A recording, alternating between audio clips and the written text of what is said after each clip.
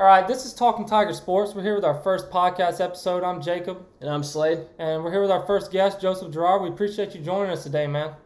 No, I appreciate you guys having me. So obviously you're transferring from Syracuse, first year at Clemson. When did you show up on campus? So I came for both summer sessions. Grad school for me is luckily all online, but I wanted to get here and be able to practice, work out, and do all that stuff for the team. So I got here. I think my first day was like the end of May. I don't know when exactly the date was, or the beginning of June. So I've been here for almost a month now, and just been working out with the team, like I said, practicing all that kind of stuff, and having a lot of fun so far. You been eating a lot of fried chicken, drinking some sweet tea? Yeah, it's a culture shock down here for sure. That was the big thing is, you got a lot of good barbecue stuff and, like you said, some fried chicken and sweet tea. New York, you can get it, but you can't get it like they do down here. It's not the same up there as it is down here. Not authentic. No, not at all. So, for people who aren't D1 athletes, everyone's heard of the transfer portal, but no one knows what's that process like. So, right when you make the decision, you're entering the transfer portal. How hectic is that? If coaches it's got to be crazy, right?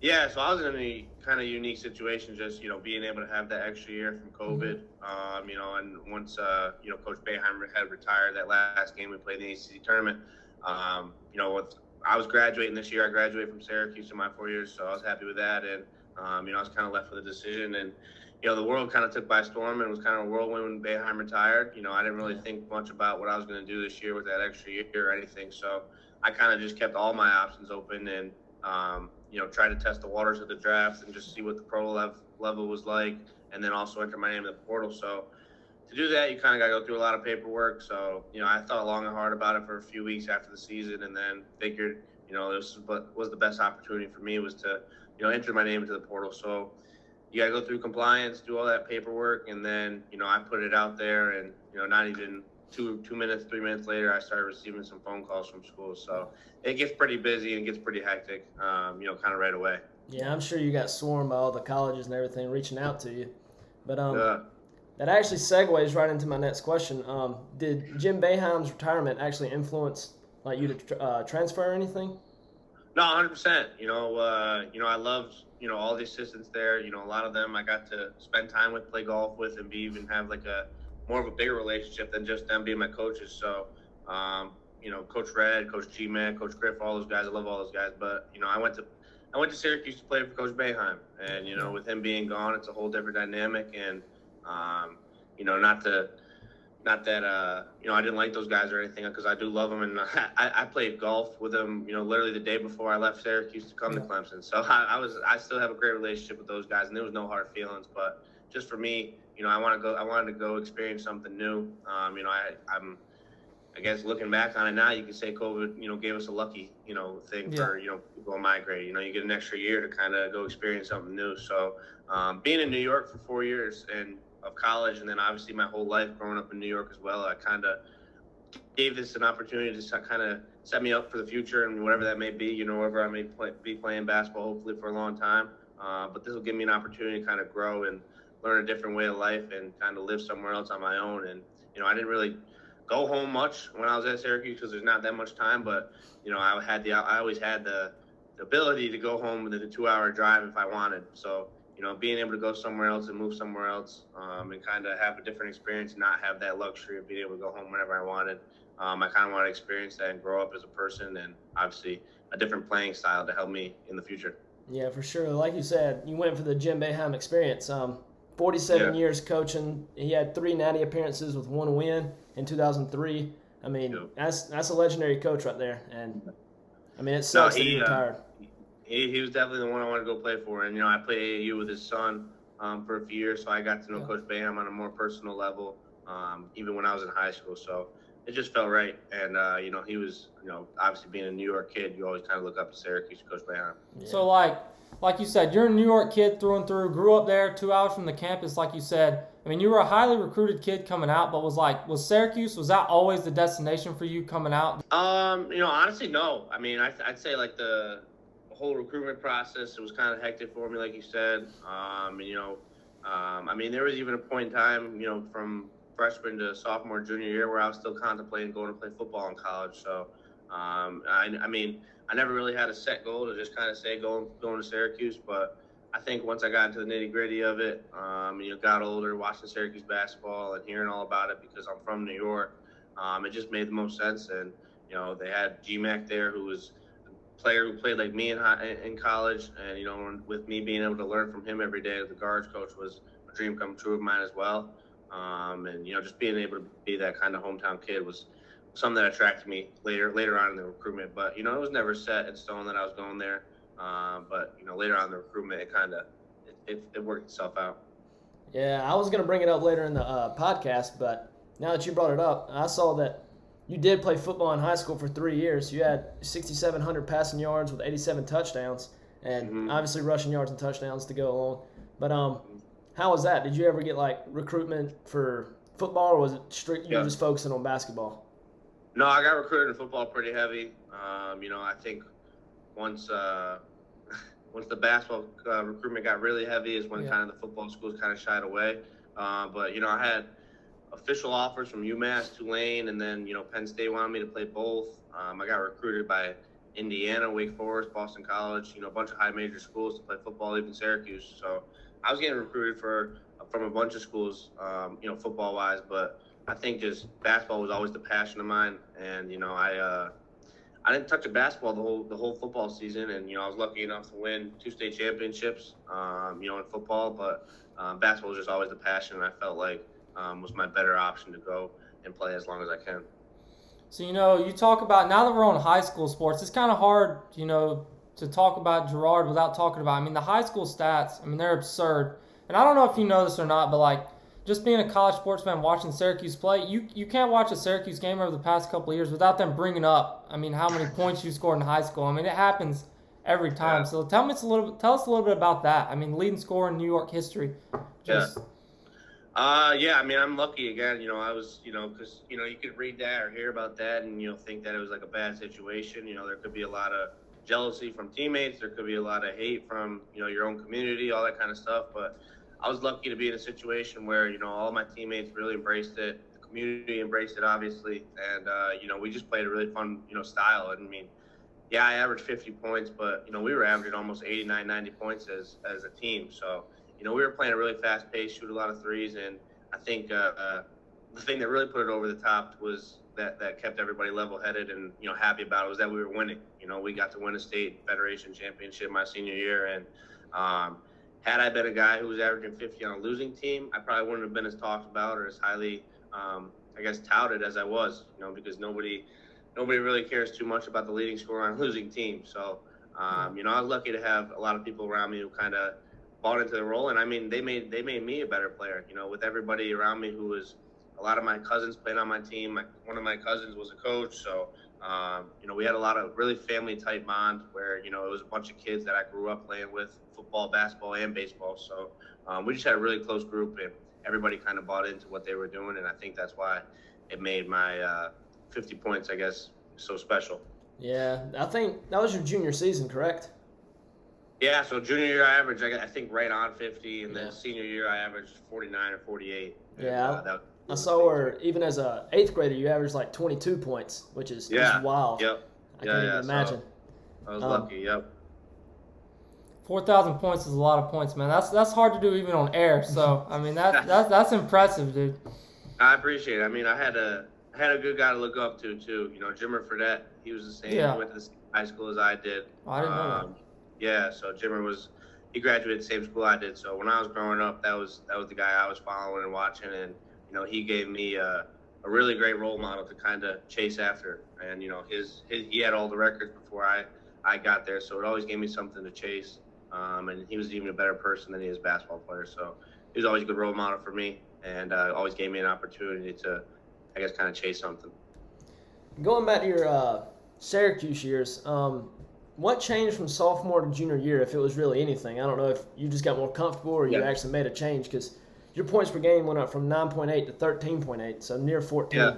and then all your shooting splits went up. That sophomore year was actually the COVID year, and I'll be the first to admit I didn't really handle the COVID situation as well as I should have. I actually got COVID. I have asthma, and that doesn't really, those two matches don't really match. Yeah. So that was a tough situation for me. I'm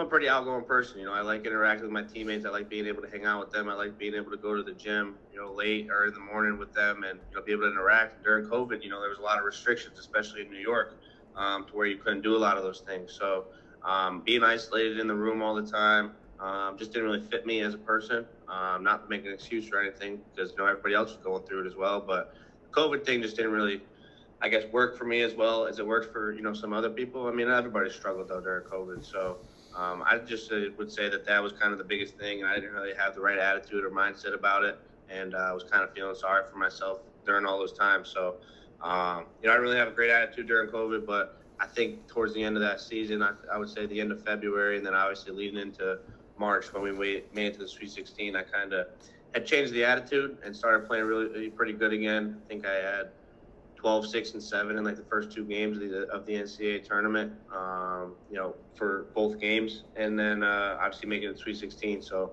I think that little stretch at the end of February and, like I said, through March, gave me a love for the game again, to kind of go out there and be that competitor that I always was, and just kind of gave me some momentum going into the next year. So we talked a little bit about the transfer portal already. Obviously, like you said it was crazy, hectic, bunch of schools reaching out. So what was the ultimate decision, that got you to come to Clemson to make that be the final destination for you? Yeah, I mean, I wanted to go somewhere, that I'm pretty confident that the team's going to make the tournament, because like I said, I made the Sweet 16 my sophomore year and haven't been able to get back. And, as someone who's always been able to win wherever they were, I'm kind of itching to get back there and make another run. And I felt Clemson had a really good team to do that. Obviously with some of their key players from last year coming back. And I'm not just saying it because I'm here now. I was saying it before I even entered the portal that Clemson got screwed over of making the tournament last year. They came in the third in the ACC and, beat a bunch of teams that made the tournament. So I'm kind of just here because I knew I could rely on this team to, kind of help me, reach my dreams and goals. And they also, like I said, are good people, good guys to be around. The coaching staff's really fun to be around. The players are really fun to be around. So, and it just gave me, like I said, another opportunity to go live somewhere else and learn a new way of life, to kind of prepare me in the future. So it kind of hit the head on all three things that I was looking for, which was obviously going somewhere I feel like I can play and contribute to the team, obviously, and then going somewhere I can win. And then going somewhere I can get a new experience. So all three of those things were something I was looking for, and I felt like Clemson, really gives me a good opportunity to do all of them. Yeah, as you can imagine, we were pretty upset about not making the tournament either. But I'm sure. Have you built any chemistry with all the players yet? Have y'all gotten really close? Or Yeah, that's like the biggest thing. We actually had a team meeting the other day, and Coach Barnell was even saying, how it's pretty impressive how close we all got already, and I mean, me and the other transfers kind of just have to credit that to the guys who were already here. Sometimes, there's teams where guys who have already proven themselves or whatever at another school kind of come in and transfer to your team, and there could be animosity or jealousy and all that kind of stuff. But I give credit to these guys. This whole team is not only let me in, but all the other transfers as well. We've kind of gelled together already, and it seems like we've been here for 4 years. So, I mean, I credit them a lot. They're great kids, like I said, and that was someone that I was looking forward to going to, is somewhere I knew I could make new friendships, make new memories, and, be along with good people, because the teams that are best off the court together are usually the teams that are best on the court together. That's good to hear, especially from us fans. I mean, yeah, we're excited for this upcoming season. But, no, I don't doubt it. It's going to be a good one. I'm really looking forward to it. So, like you said, you've played a lot of college basketball, 4 years at Syracuse, a lot of minutes there. This is kind of putting you on the spot here, but maybe this was a guy you guarded in high school, but if you had to pick one guy as the toughest guy to guard, who would that be? Lucky enough at Syracuse we play zone. No, I'm kidding. I'd say the guy that I kind of have played against since I was in even going back to 8th grade through AAU, all that kind of stuff, and then playing him again in college, and he kind of killed us, was Cole Anthony. He was always a tough guard for us. He was from New York, so I was kind of familiar with him, and I built somewhat of a relationship with him. So playing against him was always pretty tough. And and obviously now he's in the NBA doing his thing. Yeah. So he was always one of the guys that was always obviously a top-ranked kid, and then played well in college to be a one and done. So he was always a tough guard. Yeah. All right, so let's get away from some of the harder questions now. Let's get to the fun questions. Right. What would your top 5 NBA players like growing up? Who were they? Like who did you aspire to be like? Who did you look up to? Yeah, I could just tell you my favorite. I mean, my favorite player of all time was actually Dwayne Wade. So I don't know why, but growing up, I always had Dwayne Wade fat heads, and was when him and Shaq on the Heat together. So I always liked the Heat. But Dwayne Wade was always like my favorite player. But then as I got older and obviously studied the game a lot more, when Jimmer got drafted, I was a really big Jimmer fan, still am to this day. But I'd say I really obviously like Steph Curry, just like the way he plays, the way he can move off the ball, the way he can shoot it off the ball, off the dribble, all that kind of stuff. He's kind of changed the game. I liked watching him. I liked watching Steve Nash. Steve Nash was a crafty guy, kind of the same size as me, and had a lot of success. So I like taking a lot of stuff from his game. And then White Chocolate, Jason Williams. I'd say he was the other guy that I really idolized and kind of liked watching, just with all the fancy passes, but also the fundamental plays that he can make just through those fancy plays. People people sometimes think that a lot of it's fancy and creative, but it really goes down to the fundamentals. And if you watch the way he worked out and drilled online, you can see that he was all about fundamentals. So I'd say those guys were always the ones I enjoyed watching. So you talk about Jimmer Fredette and how he went to the same high school as you. Obviously, if you're a college basketball fan, everyone knows Jimmer Mania and what he did at BYU. Like you said, you were chasing his records in high school. And it's like, was he able to reach out to you and kind of build a relationship with you through that? Oh yeah, no, I talk to Jimmer all the time. Yeah. He every time that we're back home in the summer, at the same time, he lives in Colorado now with his family, but whenever he comes back to Glens Falls, in the summers, we work out together. So he's helped me out a lot. And going back to that COVID year when I was struggling mentally and all that stuff, he was the one who kept reaching out to me to help me out and kind of got me back on track in that February to March span. So Jimmer's been a great role model for me. Still talk to him to this day. He helped me out through the transfer process with connections that he knew and people that he kind of trusted, and obviously just putting in a good word just to kind of see how I was doing. So he's been a great role model for me and a guy that I can obviously trust in the basketball world. But he's someone I've looked up to and someone that's helped me out a lot. Another fun question to ask is very controversial. Who is your GOAT, MJ or LeBron? I would say Michael Jordan. The way he was. I'm a winning guy, and not to say that LeBron hasn't won, because obviously he's great in his own right and has won a lot of games, championships, MVPs, all that kind of stuff, and is a great player himself. But for me, just someone who went 6-0 in the finals. It's kind of hard to beat, in my opinion. Yeah.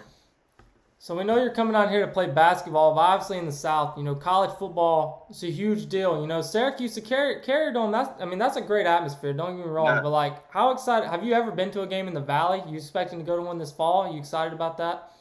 Oh, I'm really excited. I've gotten to build a little bit of a relationship with Coach Sweeney throughout the recruiting process. And, while I've been here a little bit. So he's a great guy, and obviously – I used to play football, so I've always been a college football fan, NFL football fan, so I've followed football no matter what, and obviously Clemson's always been at the top, throughout my time, so I've always enjoyed watching them play, and, to actually be here and be able to experience it, I think it's going to be a lot of fun. I experienced the Clemson-Syracuse game, and I know that was always like the Duke, I guess, basketball game when, schools always have it, built up. Whenever Clemson came to town, it was always a big event, so I'm looking forward to experiencing it here, though, and, hopefully they have a great year.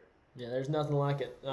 Like you said, this year, hopefully they bounce back. They've had a rough past few seasons, but it's gonna be exciting to see too. No doubt. Like you said, you played on varsity as an 8th grader. What was that like? Were you intimidated, or were you like, oh no, I'm out here, I'm getting buckets?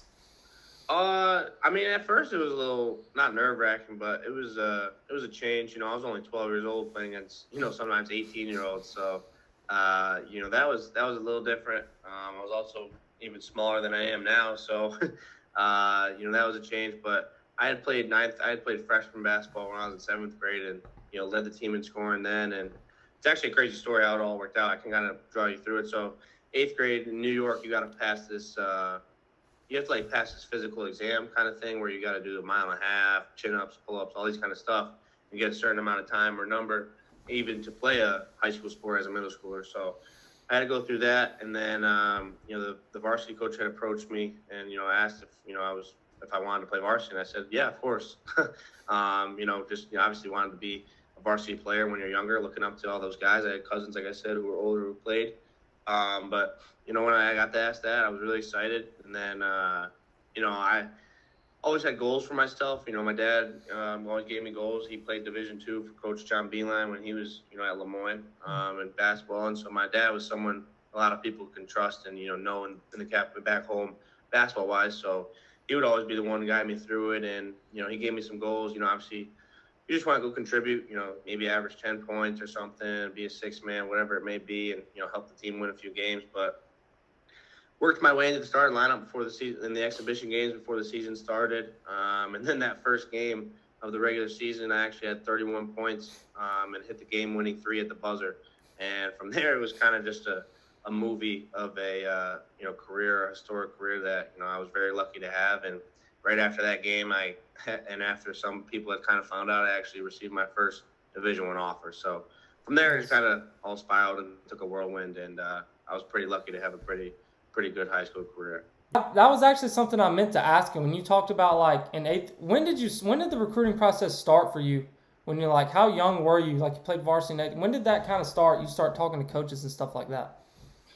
Yeah. So the rule is like schools are allowed to reach out to your coach or reach out to your AAU coach, whatever it may be, until your sophomore year. Sophomore year, June 15th is when coaches can start contacting you directly. So I got that offer. The coach had called my coach, let him know, and then I, had to call them in order to talk to them. So that was when I got that offer. But I had a few offers before that June 15th date. But once that June 15th date, it was kind of like when I entered the transfer portal. Yeah. Schools call you at midnight or whatever it may be, and call you right away. So that's when it kind of takes off. How long did it take you to commit, or did you just knew instantly? I committed to Syracuse during football season of my senior year. Nice. So I wanted to get it done before my senior basketball season and before the state playoffs of football. So I did it, I think I can remember the date. It was like October 14th, which is like right before the playoffs in football. And I just wanted to get it all out of the way so I can focus on hopefully winning a state championship in football and then winning a state championship in basketball, which we were lucky enough to do. All right. Well, like I said, thank you for coming on. You're a great guest. I'm excited to see what the basketball team has in store for this coming season. Just thank you a lot. Yeah, appreciate you coming on, man. Appreciate you doing it. I appreciate